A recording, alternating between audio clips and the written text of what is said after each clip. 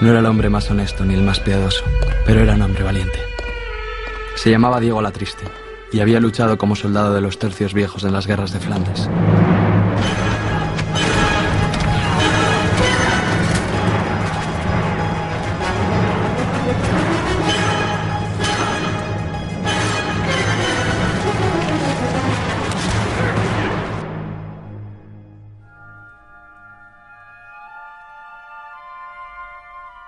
Esta es una historia sobre la historia, y quizá comience en el momento en que un escritor quiso que una época fuera protagonista de una admirable saga de novelas.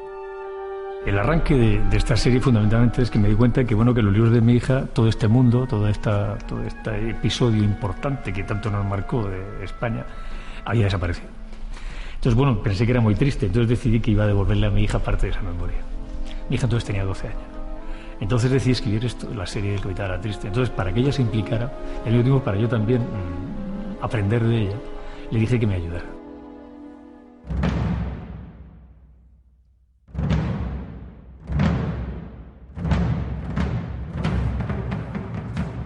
Es en 1996 cuando Arturo Pérez Reverte, con la ayuda de su hija, publica El Capitán Alatriste, donde se narran las peripecias de un espadachín a sueldo en el Madrid y la España del siglo XVII.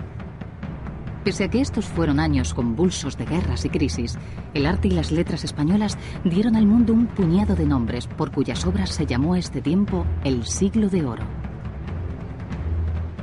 Más de 300 años antes, en 1656, Pedro Tejera traza un gran plano de Madrid para Felipe IV, el monarca español de la Casa de Austria.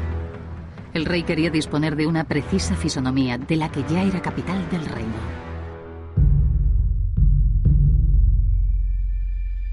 El enorme mapa de casi 3 metros por 2 maravilló a los observadores de la época por su detalle y alzado tridimensional. La ventaja del plano de Tejera es que es tan historiadamente bueno, tan rigurosamente hecho, que uno sabe, si se fija con lupa y uno trabaja bien, se da cuenta de que uno puede ver hasta el número de puertas de cada casa, las alturas, si tenía jardín, si el jardín tenía árboles o tenía una fuente, si tal fuente era así o de otra forma.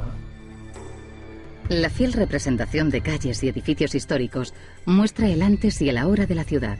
Por eso, Pérez Reverte estudió en él la antigua disposición urbana para desarrollar la acción en muchos episodios de sus novelas. De hecho, también los escenarios condicionan la trama. Es decir, si yo voy a tender una emboscada en la calle del Barquillo junto a las 7 chimeneas, con el Tejera puedo ver dónde está la esquina, donde yo pondría el farol, dónde me apostaría, dónde moriría, dónde huiría.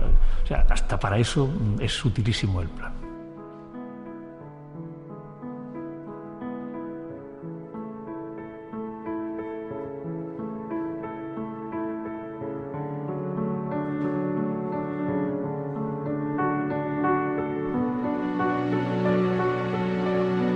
En nuestros días, un escenógrafo meticuloso podría haber trazado a partir del plano de Tejera una maqueta como esta para diseñar los escenarios de una película ambientada en el Madrid del Siglo de Oro.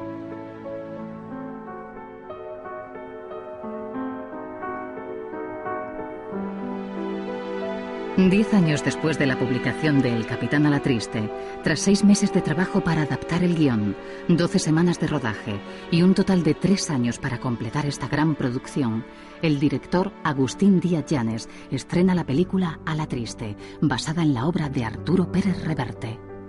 Yo hacía mucho tiempo cuando leí las novelas de Alatriste, pero te hablo de cuando salió el primer Alatriste, pensé que había una película ahí, pero nunca pensé que la podría hacer, ni nunca pensé que me iban a llamar para hacerla, ni nada. El desafío era construir el guión de la película a partir de las 5 novelas publicadas sobre las aventuras del Capitán Alatriste, relatando una historia que comprende 25 años de la vida del personaje protagonista. Siempre trabajábamos con la idea de que la gente tenía que entender lo que estaba ocurriendo. O sea, tenía que entender que España era una potencia, era la potencia mundial, en ese momento en declive y empezando a caer.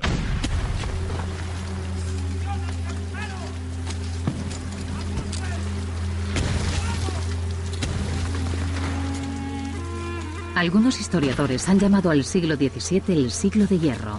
Las constantes guerras en el continente iban desgastando la hegemonía del Imperio español, a duras penas sostenida por la fortaleza de los aún temidos tercios viejos de infantería.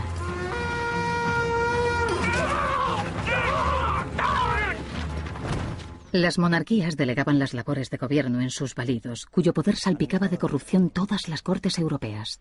Esperan a ser recibidos por su majestad. Las pestes y el empobrecimiento de la población provocaban continuas revueltas. Las calles se llenaban de mendigos y pícaros, que se convirtieron en el arquetipo social de la época. El conde-duque de Olivares, valido de Felipe IV, llevaba las riendas de un país que se arruinaba, sometido a las continuas campañas bélicas. Flandes me quita el sueño. Mientras, la nobleza se enriquecía y el clero alargaba su oscuro dominio a través de la Inquisición. Es la España de la triste, es una España cruel, hostil, dura, miserable. Pero al mismo tiempo es una España en la cual florecen cosas que están muy bien. La España de Quevedo, la España de Lope, de Velázquez, de Cervantes, de Calderón. Entonces, ese contraste entre la miseria y la oscuridad y la gloria y la grandeza es lo que caracteriza la época. Y además la que nos marca para muchísimos siglos y todavía hoy nos sigue marcando. Creo que es la etapa más fascinante de la historia de España. La pintura del Siglo de Oro refleja todo el esplendor y la decadencia de la España imperial del siglo XVII. Felipe IV fue un gran coleccionista de arte y gastó grandes sumas en la adquisición de pintura italiana y flamenca, que con los grandes autores del barroco penden hoy de las paredes del Museo del Prado de Madrid. Cualquiera que quisiera aprender de pintura en esa época, lo mejor que podía hacer era venir a Madrid. Se sabía que regalar un cuadro a Felipe IV era una buena vía para ganarse su cercanía, para ganarse su adhesión. En 1623 llegaba a Madrid un pintor sevillano, Diego Velázquez, para trabajar como pintor de corte, convirtiéndose en el favorito del rey. Al final de su vida, Felipe IV solo se dejaría retratar por él. No se entiende a Velázquez sin la figura de Felipe IV y, por extensión, sin la realidad de la corte española. Eso hace que Velázquez, en vez de dedicarse, como la mayor parte de los pintores españoles de su época, a la pintura religiosa, se tenga que dedicar fundamentalmente al retrato. El empeño por reflejar la realidad impregnaba por igual a todas las artes. Iluminado por la escenografía de Calderón de la Barca para la representación del sitio de Breda, Velázquez plasmó de la misma forma el momento de la rendición holandesa en un grandioso cuadro que se expuso en el Salón de Reinos del Palacio del Buen Retiro. Es un cuadro también cuya ejecución se ha hecho pensando en el lugar en el que iba a ser visto y colocado. Un lugar alto que obligaba a una visión desde una cierta distancia. Eso hace, por ejemplo, que se nos aparezca como una especie de teoría de manchas que solo con la distancia van adquiriendo una forma concreta. Solaparos un poquito más. La rendición de Breda no es un cuadro de vencedores y vencidos, sino de perdón y reconciliación. Ahí está, perfecto. La escena remite a la pintura religiosa de la época y es un testimonio fiel de la vida en el siglo XVII, que Díaz Llanes recreó con detalle en la ambientación de su película.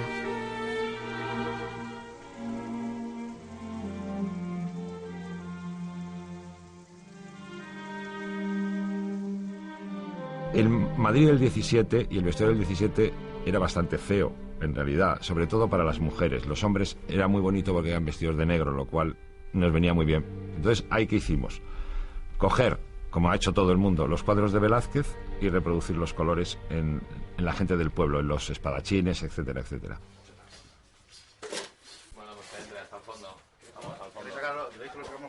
La idea era que pensamos en hacer Velázquez por, digamos, como metáfora, es decir, el aguador de Sevilla y las lanzas, ¿no? Que además nos daban los años y nos daba un poco toda la evolución también del personaje de Alatriste.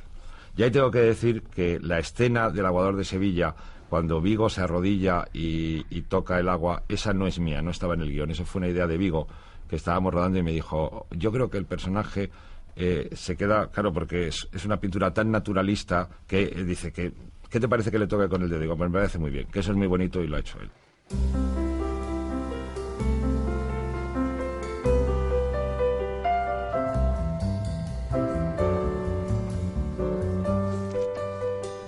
Son ya 5 los libros aparecidos y traducidos a más de 30 lenguas. Y las aventuras del capitán español de los tercios de Flandes han seducido a millones de lectores en todo el mundo, demostrando que la historia es también un relato fascinante. Un lector joven me escribió una carta hace tiempo diciéndome: señor Pérez Reverte, usted no sabe, pero yo sí lo sé, que Alatriste posó para Velázquez en un cuadro que es el Marte de Velázquez. Ese es Alatriste. Yo no lo había pensado jamás. Me fui al Museo del Prado y me di cuenta que sí. Era la cara de Alatriste, el bigote, el aspecto, la edad, el momento. Además, Marte, el soldado, ¿no? Maduro. Entonces me di cuenta de que ese lector se había dado cuenta de lo que yo no sabía.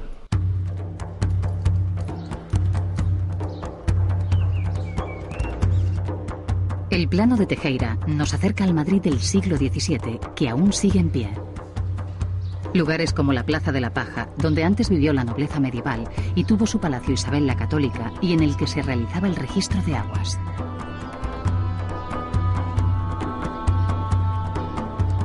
La Plaza de la Villa, con la Casa de los Lujanes y el entramado de calles tortuosas a su espalda, parece anclada en la época. El tiempo ha cambiado de lugar algunos elementos, como la estatua de Diana, que remataba la fuente pública de Puerta Cerrada, y hoy adorna la fuente de la Cruz Verde. En la Plaza de Ramales, un monolito recuerda que aquí estuvo la iglesia de San Juan, donde descansaron los restos de Velázquez, que sería destruida en el siglo XIX, durante la invasión napoleónica. En la Plaza de Oriente, presidida por la estatua ecuestre de Felipe IV, se levantaba el Alcázar, la residencia real de los Austrias. La estatua, inspirada en los retratos de Velázquez y construida en Italia, tuvo que ser vaciada por sugerencia del físico italiano Galileo Galilei para solventar sus problemas de equilibrio.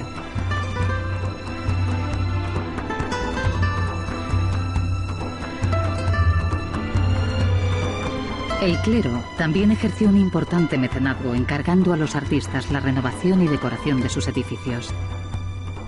Iglesias como esta de San Antonio de los Alemanes, adornada por Lucas Jordán, se llenan de frescos y retablos abigarrados que hoy son admirados como joyas del barroco.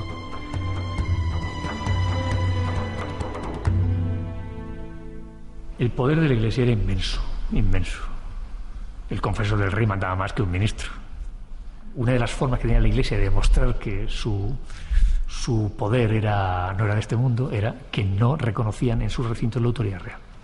Entonces, cuando un delincuente mataba a alguien, o cuando te metías en la Iglesia, te acogías a sagrado, te refugiabas en la Iglesia, y se daba el caso paradójico de que en la Iglesia de San Ginés de Madrid los bravos, la gentuza, los delincuentes vivían allí. En San Ginés, en el callejón de San Ginés, el Código donde está la chocolatería, y ahí iban los tíos, salían por la noche y a pasear a ver sus chicas y tal, a la URA, a la justicia, todo el mundo se metía para adentro otra vez, ¿no? Entonces, bueno, era un mundo fascinante, ¿no? Y peligrosísimo, ¿no? ¿Cuánto me place pelear, capitán? En las calles oscuras, sin empedrado, entre tabernas y posadas, se podía escuchar tras cualquier esquina el entrechocar de las espadas durante algún duelo. Los atentados al honor o la dignidad se producían por las cuestiones más nimias y se resolvían por la ley del acero. Vino a salvarme, como en muchas otras cosas, Vigo, que me dijo que trajéramos para hacer las peleas de espadas a Bob Anderson, el gran maestro de espadas mundial, y que empezó con Errol Flynn, Guerra de las Galaxias, Barry Lyndon, en fin, todo tipo de cosas. Y entonces, bueno, él fue el que diseñó las peleas, muy de acuerdo con la esgrima española, porque era una pelea muy rápida y muy brutal y muy a matar o a herir al contrario.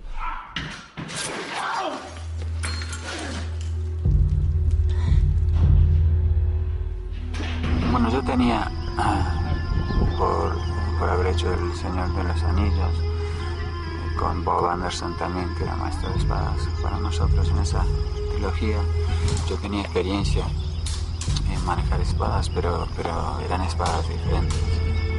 La espada y daga es una cosa que ese tipo de lucha no se ha visto.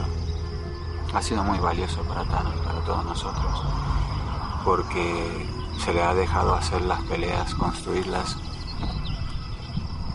como a lo mejor eran entonces. En la sociedad del siglo XVII, la espada era un elemento más del vestuario.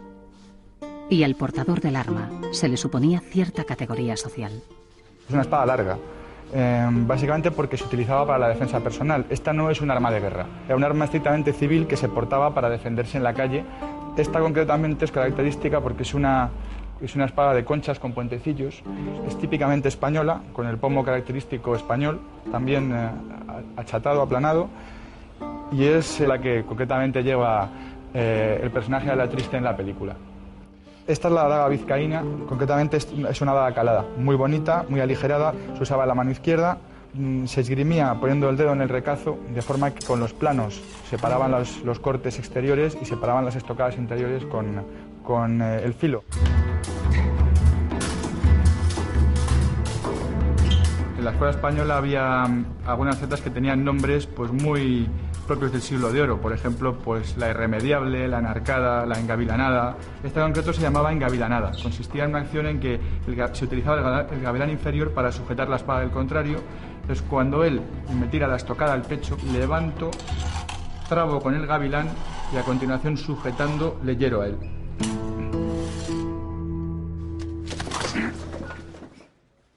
Mucho acero es para derrocharlo tan de mañana, don Francisco. De Quevedo conocemos su aspecto de poeta, ¿no? Pero hay un aspecto que es menos conocido, pero también está documentado, y es que era un magnífico espadachín. La anécdota me parece que es que el gran maestro de espadas de la época, que enseñaba a batirse y tal, llegó Quevedo y le pegó un palizón con la espada tremenda. El gran maestro de esgrima española de la época era don Luis Pacheco de Narváez, profesor de Felipe IV, escritor de 11 tratados sobre el uso de la espada y enconado enemigo de Quevedo.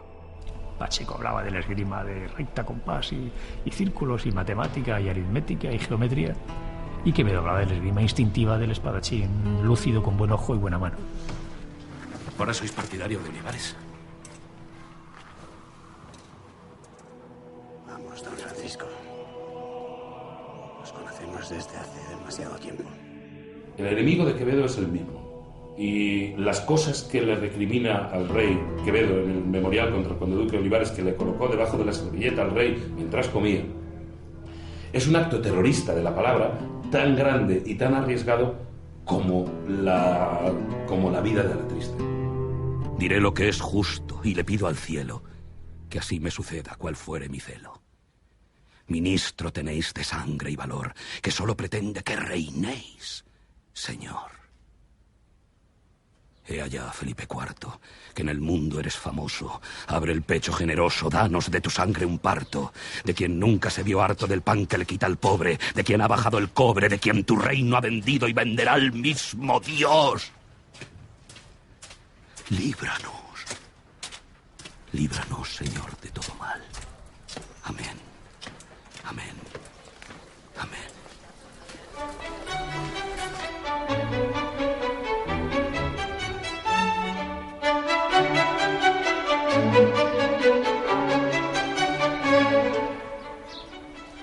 En unas manzanas de casas, en pocas calles, vivía la mayor concentración de talento literario que hubo jamás en el mundo, no solamente en España.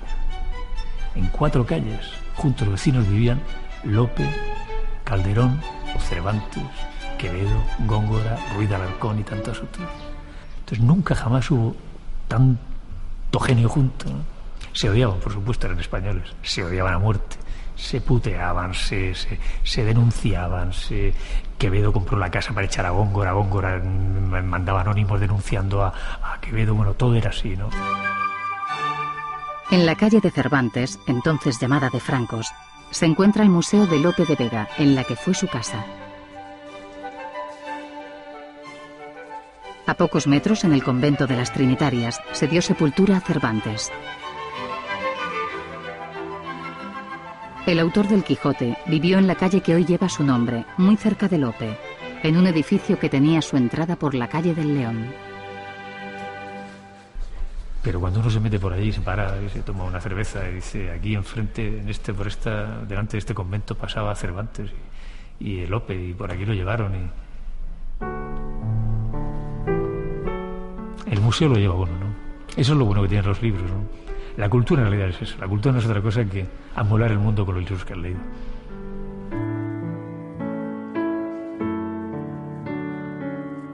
En sus obras, los autores del Siglo de Oro deslizaron todo el malestar de una nación que se debilitaba, y el brillo que pusieron en ellas aún ilumina el teatro, la novela y la poesía españolas.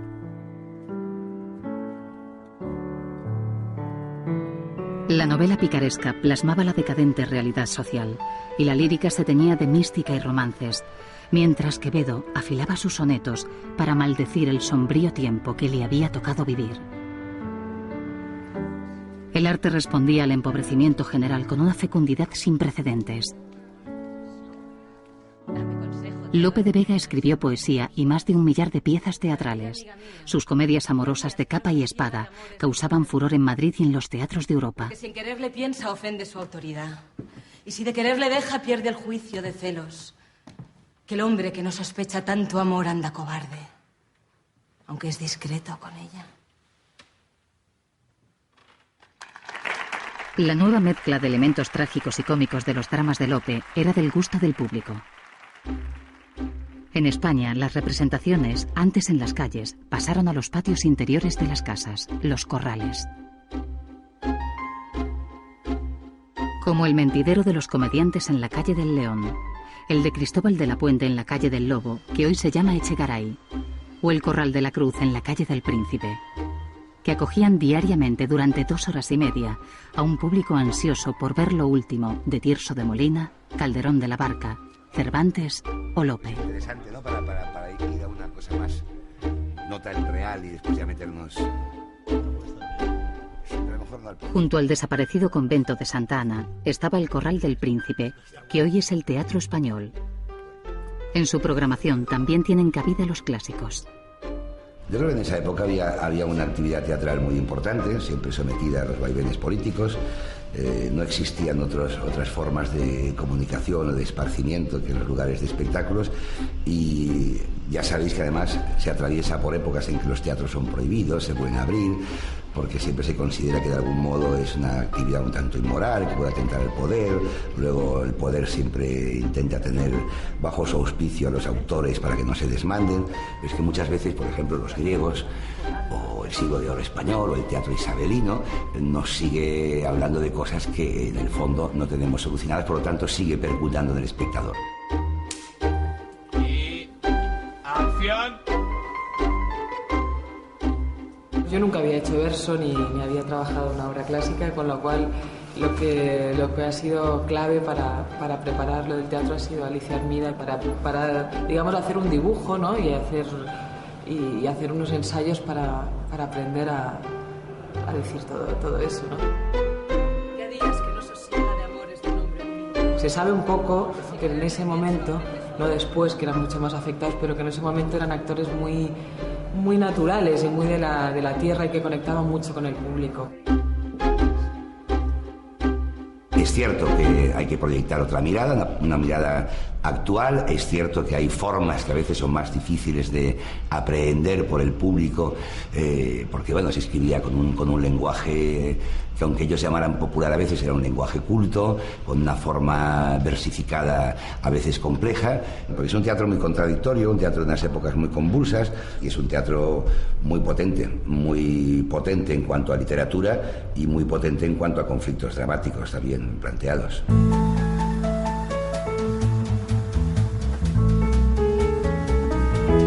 Alatriste vive hoy adaptado al pulso de una ciudad moderna y ecléctica. Su efigie ha sido representada en sellos, sus aventuras dibujadas en cómics y trasladadas hasta la gran pantalla, donde la literatura y el cine se dan la mano.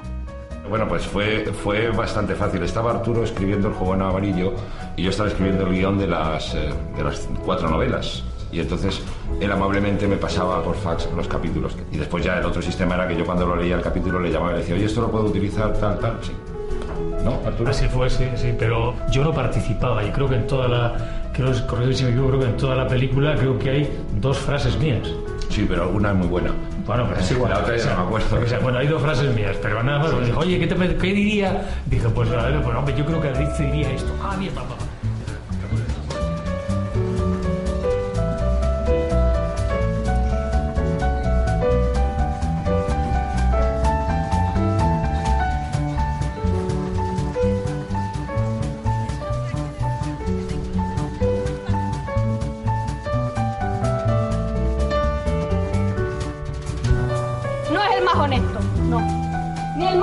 paso. Pero un hombre valiente. Es la nata de la sanfaina. Es un privilegio indescriptible. O sea, La Triste es más que una novela, es más que un éxito, porque es revivir, pasearme virtualmente por un mundo desaparecido y que gracias a los libros que han hecho posible que yo pueda escribir estos libros, puedo hacer vivir de nuevo. Buenas noches. Tengan vuestras mercedes. Como un ilustre habitante de Madrid, a La Triste se aparece con su sombrero y su espada al encenderse las primeras luces. La noche lleva al visitante por las mismas calles de un siglo que dejó su estela dorada hasta nuestros días.